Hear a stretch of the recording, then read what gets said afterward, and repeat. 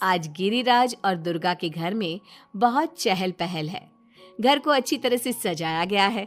Kitchen में से अच्छे अच्छे खाने की खुशबू आ रही है। ऐसा इसलिए क्योंकि उनकी बेटी आभा और दामाद जी अहान शादी के बाद पहली बार घर पर आ रहे हैं। हिमांशी, बहू जल्दी से सारा काम कर लो। आभा और दामाद जी आने ही वाले हैं। कुशल बेटा, तुम सारा सामान तो ले आए हो ना? और काजू कतली लाए हो या भूल गए? दामाद जी को बहुत पसंद है। हिमांशी और कुशल एक दूसरे से बहुत प्यार करते हैं और अपने माता पिता की सारी बातें मानते हैं। लेकिन जब से कुशल की बहन आभा की शादी हुई है, मानो उसके माता पिता के लिए उनका दामाद ही सब कुछ है। आभा और अहान घर पर आते हैं। सब उनका स्वागत करते हैं। आभा और हिमांशी किचन में खड़ी होकर बातें करती हैं। आभा, कैसे है तुम्हारे ससुराल वाले? तुम्हारा मन तो लग रहा है ना वहां? और अहान जी तुम्हारा ख्याल रखते हैं या नहीं? पता नहीं भाभी, कभी तो लगता है कि ठीक है, कभी तो लगता है कहाँ फंस गई। जैसे भैया आपकी मदद करते हैं, आपका ख्याल रखते हैं, अहान ऐसे बिल्कुल भी नहीं है। अरे इतना मत सोचो तुम। शुरू में थोड़ी दिक्कत आती है, लेकिन बाद में सब ठीक हो जाएगा। चलो बाहर चलते हैं। हिमांशी और आभा चाय नाश्ता लेकर बाहर आई। सब लोग आपस में बात करने लगे, लेकिन अहान बहुत घमंडी तरीके से बोलता है। आपका घर तो बहुत बड़ा है ससुर जी। आपका और कुशल का बिजनेस भी बहुत अच्छा चल रहा है, तो आप लोगों ने दहेज देने में इतनी कंजूसी क्यों की? अरे दामाद जी, कैसी बात कर रहे हो? आपके परिवार ने जिस जिस चीज की मांग की थी वो सब हमने आपको दिया है। अगर किसी चीज की फिर भी कमी रह गई है तो बता दीजिए। कुछ चीजें बिना मांगे भी तो दी जा सकती है ससुर जी। अहान, अगर तुम्हें कुछ और चाहिए तो बता दो, हम तुम्हारी सारी इच्छा पूरी करेंगे। अहान प्लेट से बिस्किट उठाकर बोलता है। मांगने से दिया तो क्या दिया, वैसे भी आप लोग मेरी डिमांड कभी पूरी नहीं कर पाओगे। आभा और अहान अपने घर चले गए। उनके जाने के बाद कुशल कहता है। मम्मी, हमने आभा की शादी गलत घर में तो नहीं कर दी? अहान और उसके घर वाले तो लालची लग रहे हैं। अरे चुप कर तू। दामाद ऐसे ही होते हैं, तेरी तरह नहीं कि तूने अपने ससुराल वालों से कुछ नहीं लिया और हर समय अपनी पत्नी से चिपका रहता है। ऑफिस से थका हारा आता है और अपनी पत्नी के साथ घर के कामों में मदद करता है। मम्मी, दहेज लेना तो गलत बात है ना, और हमारे पास किस चीज की कमी है? मैं अगर हिमांशी का घर के काम में हाथ बटाता हूँ तो वो भी मेरा ऑफिस का बहुत सारा काम करती है। इसमें बुरा क्या है? पति पत्नी को एक दूसरे की मदद करनी चाहिए। बेटा, किसी चीज की कमी तो अहान के घर पर भी नहीं है, लेकिन फिर भी हमने उसे दहेज दिया ना। ना केवल दहेज दिया बल्कि उनकी जो भी डिमांड थी वो सारी पूरी की। और उसने क्या किया? आपके और मम्मी के सामने ताने सुनाकर चला गया। आप दोनों को इससे दुख होगा। अहान ने इसका बिल्कुल ख्याल नहीं किया। बेचारी आभा का तो चेहरा देखने लायक था। कितनी शर्मिंदा हो रही थी वो अपने पति की बातों से। इस तरह कुशल ने अपने माता पिता को समझाने की खूब कोशिश की, लेकिन उसके माता पिता अहान को ही सपोर्ट करते रहे। और करते भी क्यों ना, हमारे समाज ने दामाद का रुतबा बहुत ऊंचे स्थान पर रखा है, चाहे फिर उनकी सोच कितनी भी नीची क्यों ना हो।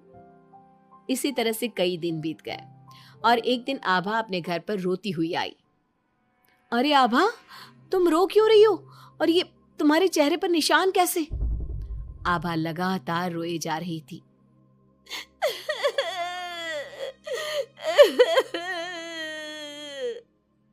अरे बता मेरी बच्ची, क्या हुआ है तुझे? मत रो इस तरह, मेरा तो दिल बैठा जा रहा है। क्या हुआ है बेटा? हिमांशी और दुर्गा के बार बार पूछने पर आभा ने बताया। मम्मी, मुझे अहान ने बहुत मारा है। क्या? दामाद जी ने तुझ पर हाथ उठाया? लेकिन क्यों?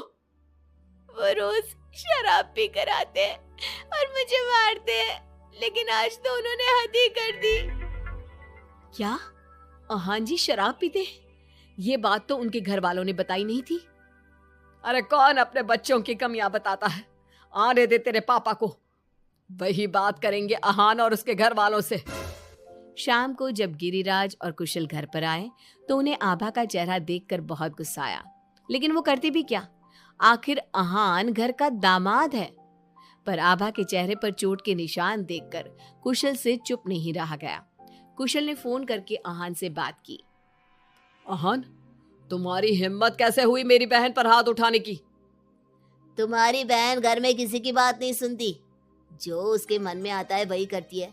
अब तुम ही बताओ, मैं कैसे चुप बैठ सकता हूँ? अगर वो किसी की बात नहीं सुनेगी तो तुम उस पर हाथ उठाओगे?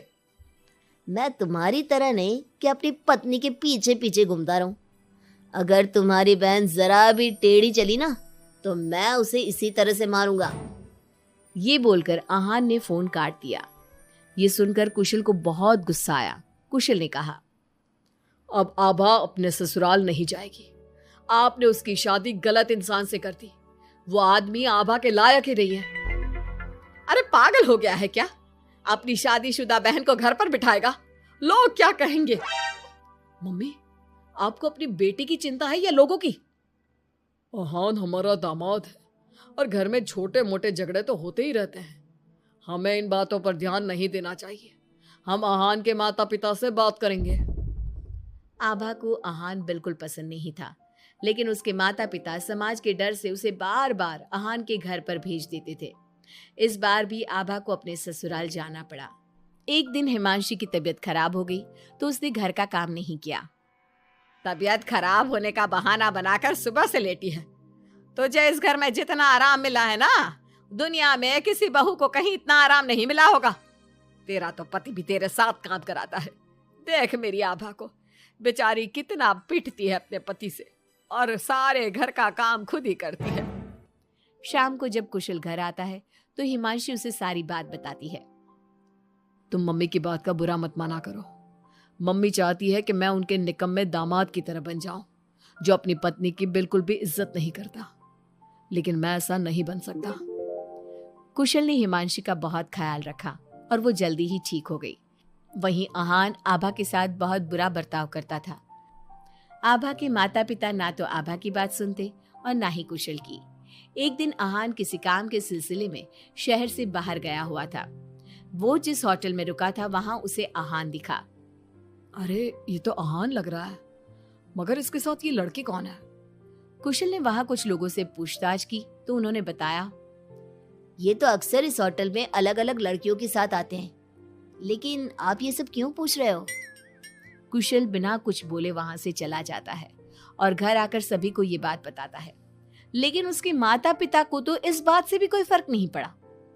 अरे बेटा, इस बात को यहीं खत्म कर दो। हम आहान से क्या कह सकते हैं? आखिर वो हमारे घर का दामाद है।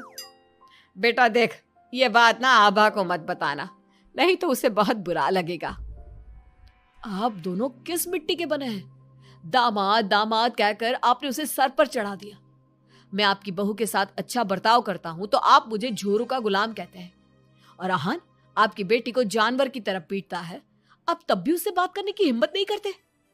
आप लोग बेटे और दामाद में इतना फर्क क्यों करते हो? बेटा, दामाद को तो सर का ताज समझा जाता है।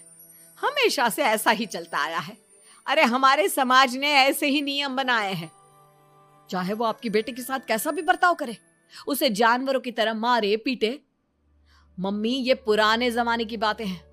आजकल कोई पढ़ी लिखी लड़की इतना नहीं पीट रही जितनी हमारी आभा पीट रही है, वो भी सिर्फ आप दोनों की वजह से। मैं आज ही उसके ससुराल जाकर उसे सारी बात बता दूंगा और आखिरी फैसला उसका होगा। कुशल और हिमांशी आभा के पास जाकर उसे आहान की सारी सच्चाई बता देते हैं। आभा अपने भाई के साथ आ जाती है। घर आकर वो अपने पति को तलाक के पेपर भेजती है। हालांकि गिरिराज और दुर्गा अभी भी अपने दामाद के साथ है और तलाक के खिलाफ। उनको अभी भी समाज की चिंता है, बेटी की नहीं।